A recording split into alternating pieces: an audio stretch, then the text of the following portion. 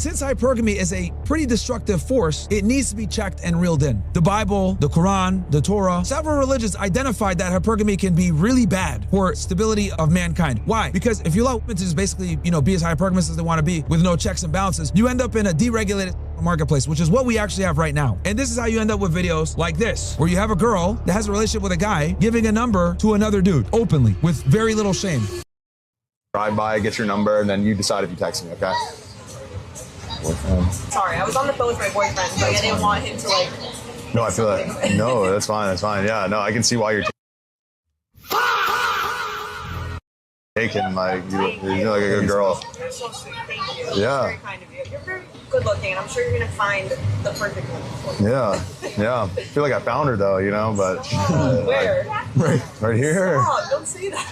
I know, right? It's sad. It's so sad. All right. Put the number in and you decide to text me, okay? Just as a friend. I can give you my Instagram. Can I do that? Okay. I'll give you my Instagram. I can't do the number right now. Yeah, I get it. I'm sorry. No worries. If he ever messes up, you know who to call. Yeah, for sure. You guys live in Delray? What? You guys live here in Delray? Yeah. Oh, okay. I just moved here. I'm Hexam Light on Instagram. Say it again? I'm Hexam Light on Instagram. John Eric Hexam, the actor? Are you familiar with that? People say I'm like the uglier version of him. That's not nice. And I know. You are very attractive. You are too. Well, I'll see you around. I'll see you around for sure. Oh my gosh, you smell great. Thank you. Yeah. Yeah, this is no bueno, man. This is no bueno. But what can you expect? This is what happens, man. This is what happens. So people, hold on one sec, guys.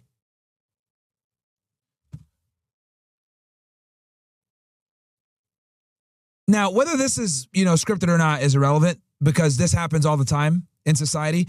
And the reason why this happens, guys, is because we have what's called open hypergamy in America, okay? And open hypergamy, guys, is basically the practice where women are able to exercise their ability to garner attention from and be around or be with the highest status men with almost, with impunity, right?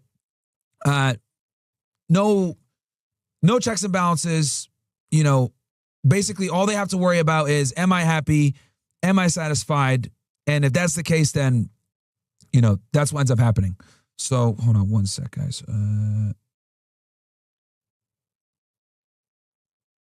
Bruh, this is so.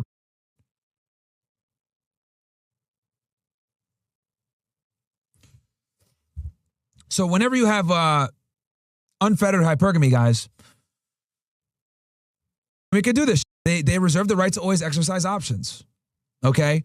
What would have been extremely bad or unheard of back, 50, 60, 70 years ago is completely acceptable now because all the restraints that we used to use to keep in check are gone. I talk about this actually in detail in Why Women Deserve Less, my first book, and then I also go into this a bit on Why Women Deserve Even Less. Okay, which by the way, Amazon bestseller out right now, okay?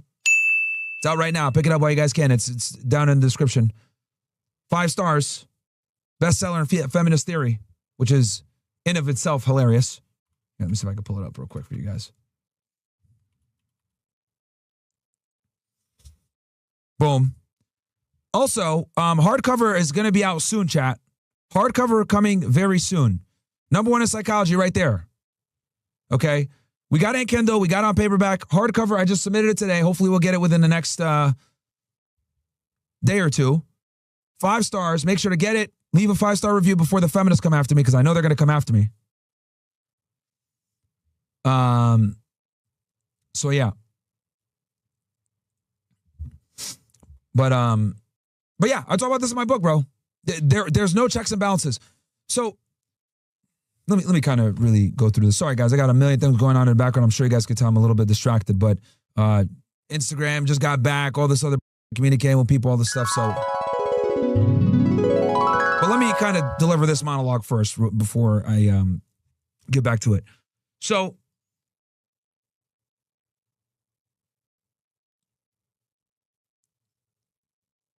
what is hypergamy? Let's start there. What is hypergamy? Okay. Hypergamy, guys, is the practice and mating strategy that we employ to secure the most competent, able-bodied male that they can. Okay? And you guys need to understand that this is a biological need. Just like you need to bust a nut with hot girls, they need to bust a hypergamy with some higher status guys, right? For lack of a better term. So I say that because it's their circuitry. It's inherent to them. It's like they can't turn it off. Okay? Now, some are more hypergamous than others, but the bottom line is 99% of women are hypergamous and prefer a man that's better than them, and they date up. Okay? So that's number one. You need to understand that this is the mating strategy of women. Okay? It's also important to note that despite the fact that we have women that can make their own money and protect themselves and are completely self-sufficient and don't rely upon men in a modern day world, they still have this biological inclination to exercise hypergamy because it's natural. So if anything, modernity only enhances the hypergamy. Let me explain. A girl in the 1950s, right, might only care about having a provider that can make enough for her and him.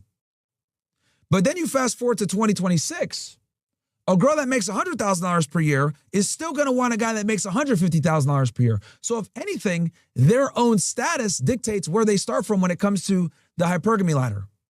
Okay? So stay with me. We're defining what hypergamy is and how it works for women. Then we're going to get into the other stuff. But the bottom line you guys need to know is that are hypergamous and they're always looking for the best. They might not outwardly admit this to you for obvious reasons because it's actually a very unflattering biological trait that they all share, and they don't want to come off as surface level or shallow or, materialistic, but they inherently are, and there's nothing wrong with that. It's literally a survival mechanism, okay? Because prior to the age of modernity, weren't able to exist on their own. A woman would not be able to go out there and forge enough resources to create enough calories for herself and her offspring. She needed a man to do that, right? And she also needed a man to protect her from other men. Okay? This is why polygamy was so big back then, and the top guys had all the women, because that guy can guarantee their safety. So therefore, he was rewarded with access to those women. Okay? Okay. So now that we've established what hypergamy is, how women are, the goal of many, of especially the Abrahamic religions, since hypergamy is a pretty destructive force that's necessary for survival, it needs to be checked and reeled in. Okay? The Bible, the Quran, the Torah, several religions identified that hypergamy can be really bad for stability of mankind. Why? Because if you allow women to just basically, be as hypergamous as they want to be with no checks and balances, you end up in a deregulated marketplace, which is what we actually have right now. What's a deregulated marketplace? A deregulated marketplace, guys, is a marketplace where anyone can bang anyone as long as age of consent is met, or your name is Jake Lang.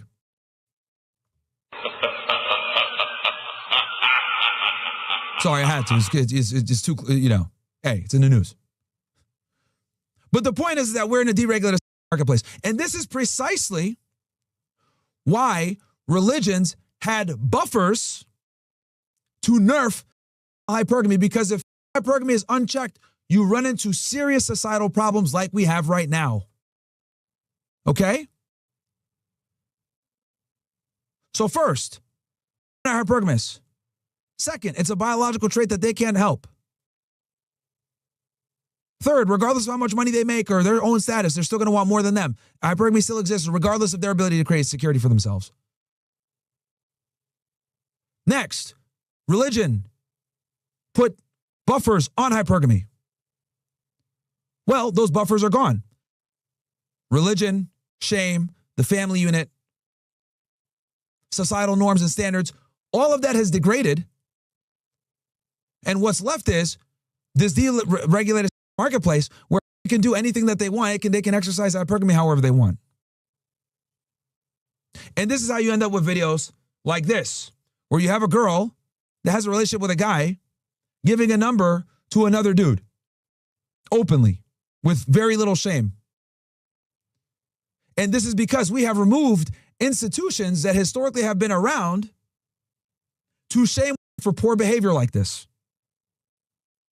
It's very important that you guys understand this. The reason why we're out of order is because we have removed the institutions that used to keep them in order. One of the biggest kryptonites for women besides accountability is shame.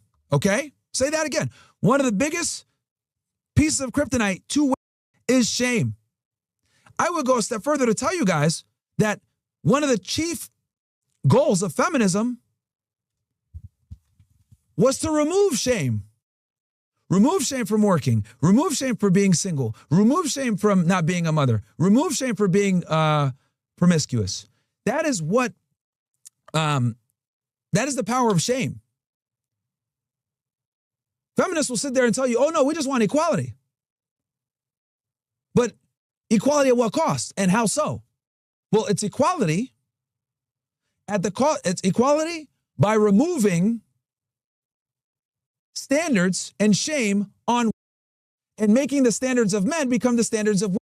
That is how they've been able to remove it. And that has been the chief goal of feminism from the beginning. They'll sit there and tell you guys on the surface level, we're just fighting for equality. That's kind of a half-truth. It's a kernel of truth. The other significant part of that is removing shame from not having a family. That's the other thing.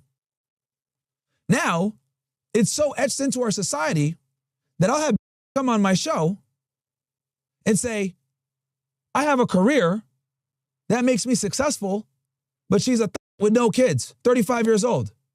What the fuck are you talking about? Like, but this goes to show how much we've devolved, where brag about and use that as a flex. It's ridiculous. But what can you do? Right? What can you do?